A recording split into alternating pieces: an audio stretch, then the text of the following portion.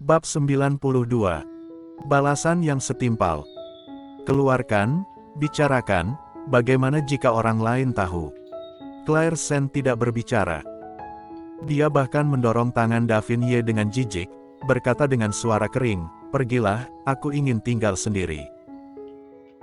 Setelah Daphne didorong pergi, dia tidak marah, tetapi dia tersenyum padanya, lalu bangkit dan berjalan ke arahnya dan duduk di sampingnya, bersandar di tiang pohon seperti dia. "Jika aku pergi, kamu akan menangis lebih sedih sendirian." Daphne menjelaskan dengan lembut, faktanya, ketika berada dalam suasana hati yang buruk, tinggal sendirian adalah cara terburuk. Karena ada terlalu banyak waktu untuk memikirkan prosesnya, tetapi jika ada seseorang untuk berbicara, kamu perlahan akan melupakan alasannya untuk kesedihanmu.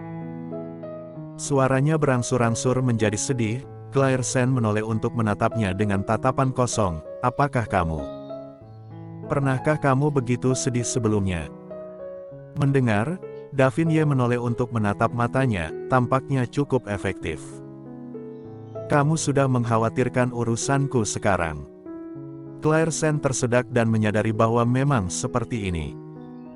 Melihat Daphne yang mendekat, Claire Sen berbalik, mengulurkan tangannya untuk menghapus semua air mata di wajahnya, dan mengendus. "Aku berbeda denganmu, aku bisa sendiri." Lukanya selalu sembuh dengan sendirinya, dia tidak perlu dirawat untuknya. "Jika kamu selalu keras kepala, kamu menyakiti dirimu sendiri." Daphne berkata lagi, "Colden bukan orang yang berhati dingin. Pernahkah kamu berpikir untuk menunjukkan kelemahan di depannya? Mungkin dia mencintaimu.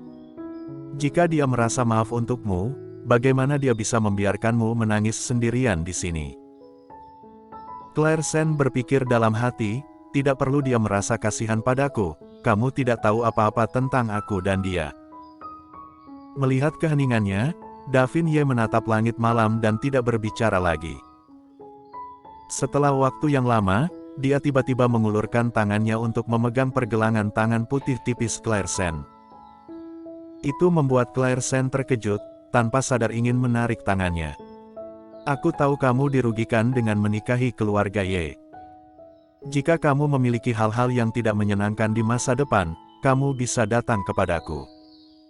"Kakak, kakak." Claire Sen menarik tangannya, menghadap telapak tangan Daphne yang lembut namun sangat kuat. Dia sedikit bingung. Setelah menarik kembali tangannya, dia memunggungi Daphne, menatap dengan pandangan kosong dan linglung.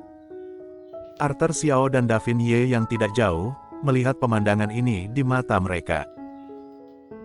Arthur Xiao merasakan suasana di sekitarnya berubah. Dia ingin berbicara mewakili Claire Sen, tetapi pemandangan di depannya benar-benar tidak tahu bagaimana menjelaskannya, jadi dia hanya bisa diam. Colden menatap kedua sosok itu, cahaya bulan melewati celah di antara dedaunan dan menaburkan dengan lembut pada mereka berdua. Cahaya bulan yang hangat sepertinya memberi mereka lapisan kecemerlangan. Dari kejauhan, mereka adalah pasangan yang sangat baik. Semua gerakan mereka berdua barusan diambil oleh mata Colden.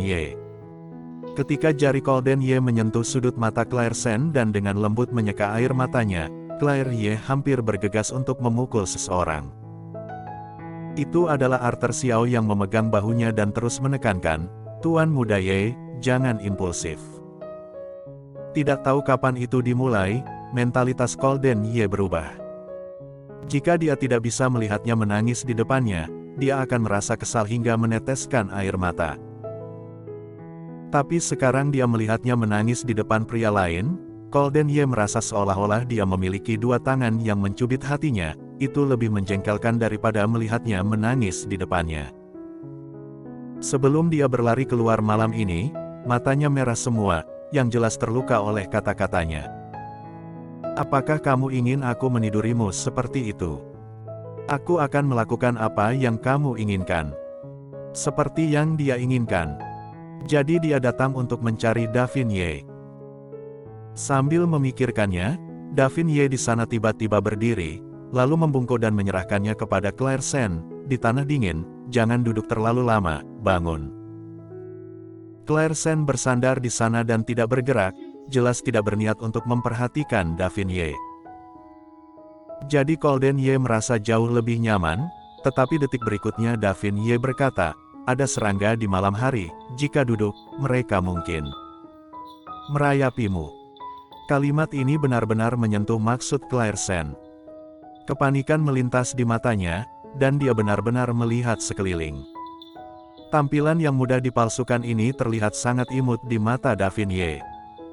Masih belum bangun. Ketika kata-kata itu jatuh, dia tidak repot-repot menunggunya untuk menjangkau secara langsung, dan langsung mengulurkan tangan untuk memegang lengannya yang kurus dan membantunya berdiri. Setelah Claire Sen bangun, dia dengan cepat memeriksa apakah ada serangga di tubuhnya. Jangan melihatnya. Jika kamu melihat lebih jauh, akan ada cacing. Ayo pergi. Aku akan membawamu kembali. Terima kasih, kakak. Aku minta maaf. Claire Sen merasa malu ketika dia pulih. Dia baru saja menangis di depannya, dan pada siang hari, dia menangis di depannya sambil makan. Meskipun itu bukan niatnya. Namun, orang yang lembut memang membuat orang lengah dan semua kewaspadaan mereka, dan kemudian hati akan dengan mudah menjadi lunak, dan akan runtuh dengan satu pukulan. Keduanya berjalan, karena jalanan gelap dan Davin Ye takut terjatuh, jadi terus menarik lengannya. Claire Sen tertekan, jadi dia terus menunduk. Langkah Davin Ye tiba-tiba berhenti. Claire Sen sedikit bingung, mengapa dia tidak pergi.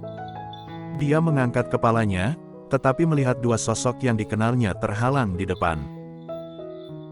Begitu dia melihat wajah yang familiar itu, pikiran Claire Sen melintas melalui kata-kata jahat yang baru saja dikatakan Golden Ye, dan kemudian tanpa sadar menggigit bibir bawahnya, tidak ingin melihat Golden Ye, dan tidak mundur dari sisi Davin Ye. Golden Ye menyipitkan matanya dengan berbahaya. Golden. Davin Ye sedikit terkejut ketika dia melihat Golden Ye. Matanya berkedip, dan dia berpikir sejenak, aku bertemu dengan adik ipar, baru saja akan mengirimnya kembali, karena kamu ada di sini, maka aku tidak akan melakukannya untukmu. Dia masih tahu segalanya di depan Golden Ye, tidak akan melakukan apapun selain guntur. Mata Golden Ye jatuh dengan dingin ke wajah Davin Ye. Kakak muncul di sebelah istriku berulang kali, apa tujuannya? Tetapi meskipun Davin Ye tahu bagaimana bersikap sopan, Golden Ye tidak berencana untuk membiarkannya pergi malam ini.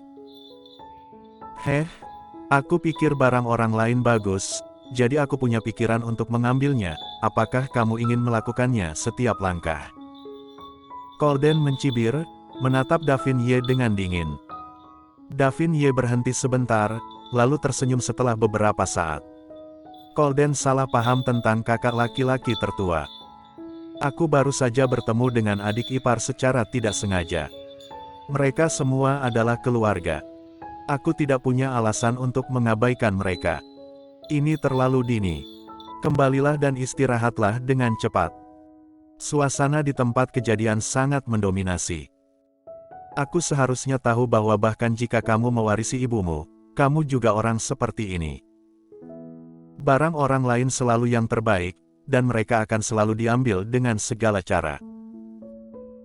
Berbicara tentang ibu Davin Ye, wajah lembut Davin Ye sedikit berubah untuk sesaat, tetapi dengan cepat kembali ke bentuk aslinya, kecuali bahwa tangan yang tergantung di kedua sisi mengepal. Golden, ini sudah kelewatan kan? Kakak benar-benar tidak memiliki pemikiran seperti itu.